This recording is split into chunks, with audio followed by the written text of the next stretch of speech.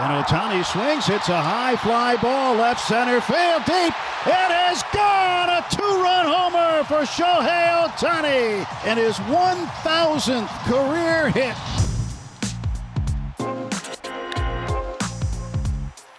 From MLB.com, this is the Morning Lineup Podcast. I'm your host, Mandy Bell. Today is Thursday, August 7th, and over the last 24 hours, there were milestone moments, near historic feats, contract extensions, and unprecedented news across Major League Baseball. And over the next 10 minutes, we'll get to it all. Let's get to it.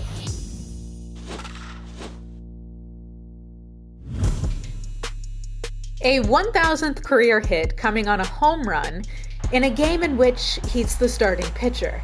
Is there anything more Shohei Ohtani than that? At the time, the Dodgers were trailing the Cardinals 1-0 when Ohtani stepped to the plate to try to give himself some run support. With one hefty swing, he not only gave his team a temporary lead, but he entered himself into the history books once again. Smacks one in the air, deep center field. Scott going back, forget about it. It's gone, halfway up the pavilion. The Dodger pitcher launches a massive home run. Ohtani is just the third Japanese-born player to reach the 1,000 hit mark, joining Hideki Matsui and Ichiro Suzuki. It also marked his 39th blast of the season, which is the third most in the majors behind Cal Raleigh and Kyle Schwarber. And yet, it was his pitching that was even more impressive.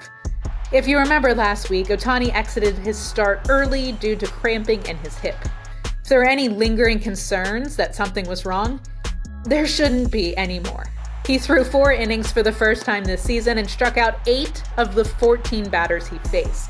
He also hit triple digits on the radar gun 6 times, which is twice as many as he's thrown in any other game this season.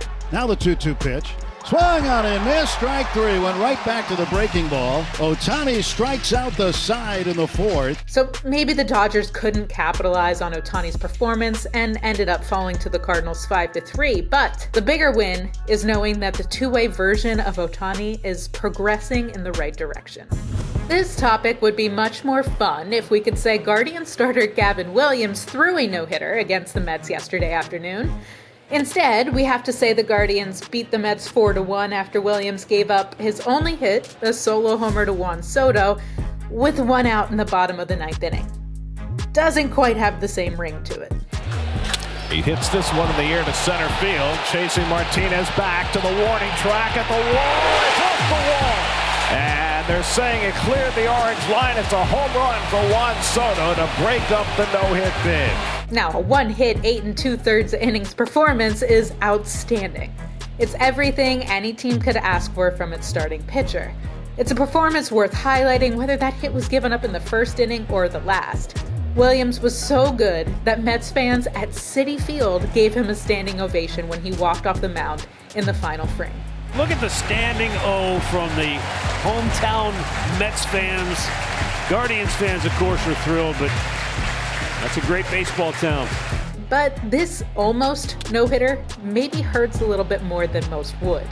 There are 5 teams who haven't enjoyed a no-hitter since the 1990s. That's a long stretch without celebrating this special feat. But there's only one team who hasn't thrown one since the 80s. 1981 to be exact. And that's the Cleveland Guardians. It was May 15th of that year that Len Barker threw a perfect game. Len Barker, wind up, here it comes. Fly ball, center field. Manning coming on, he's there. He catches it. Len Barker has pitched the no-hitter. A perfect game for Len Barker. Since then, the Cleveland Pitching Factory has showcased some of the best starting pitchers in the game. Heck, they've had 5 Cy Young winners since 2007, which is the most in MLB in that span. Yet, still, no. And for a franchise that also carries the longest World Series drought, having not hoisted that trophy since 1948, they'd love to at least erase their name from one of these historical facts. As close as Williams came, throwing 126 pitches, the drought lives to see another day. But more importantly for the Guardians, Williams helped them notch their 19th win in their last 26 games, and they're now just a game and a half out of the American League wildcard. This wonderful game has been around for longer than a century, and it was just announced that this weekend, we're going to see something we've never seen before. More after the break.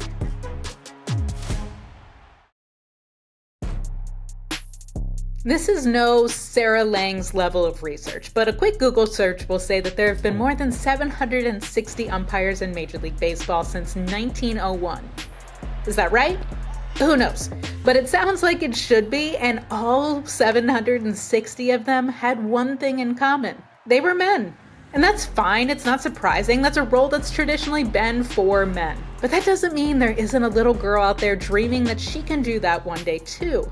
This is exactly how every other glass ceiling has been shattered in this game, whether it be from women working their way into the broadcast booths or onto coaching staffs. It all starts somewhere, and for female umpires, it will begin this weekend. MLB announced that Jen Powell will be the first female umpire to work a regular season game in Major League history this weekend during the Marlins-Braves series. She'll work a doubleheader on Saturday, and she'll be behind the plate on Sunday. She was a AAA crew chief, she umped spring training games this year and last, and has a resume that'd make people crazy to not give her a major league opportunity. As Sarah would say, good, more please. Elsewhere around baseball, before the Red Sox fell 7-3 to the Royals, Boston made big news by signing their star rookie outfielder, Roman Anthony, to an 8-year, $130 million contract. The extension that will begin in 2026 includes escalators that could make this deal worth $230 million.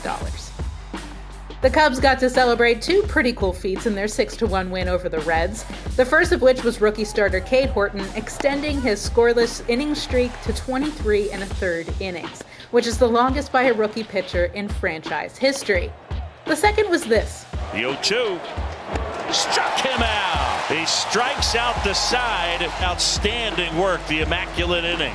Andrew Kittredge enjoyed his 120th immaculate inning in MLB history and 6th overall for the Cubs. The Blue Jays once again walloped the Rockies. This time it was 20-1. During their 3-game series, Toronto totaled 63 hits, which is the most by a team in a 3-game set since at least 1901. Although Mike Trout hit career homer number 398, Junior Caminero enjoyed his 3rd career multi-homer game, one of which was 447 feet, in the Rays' 5-4 win over the Angels. The Yankees avoided being swept by the Rangers with a 3-2 win thanks to a Paul Goldschmidt homer in the 7th inning. The victory allowed New York to continue to cling to that final AL wildcard spot. The Brewers became the first team to reach 70 wins this season with a 5-4 victory over the Braves thanks to homers by Andrew Vaughn and Blake Perkins. Ryan O'Hearn homered and Jose Iglesias singled in the go-ahead run for the Padres to pull off a 9th inning comeback in a 3-1 win over the Diamondbacks. Seattle scored 7 runs in the first 2 innings to beat the White Sox 8-6, and the Twins won back-to-back games for the first time since July 11th and 12th with a 9-4 victory over the Tigers. To get caught up on the rest of yesterday's scores, check MLB.com. Coming up today, Paul Skeens will get the ball for the Pirates against Brady Singer and the Reds at PNC Park in MLB.TV's free game of the day. Will Skeens be able to lower that 2.02 ERA under the 2 mark in this performance? Well, you can find out at 6:40 p.m. Eastern Time. That's all for today's morning lineup. Will Leach will get you up to speed on all things baseball tomorrow.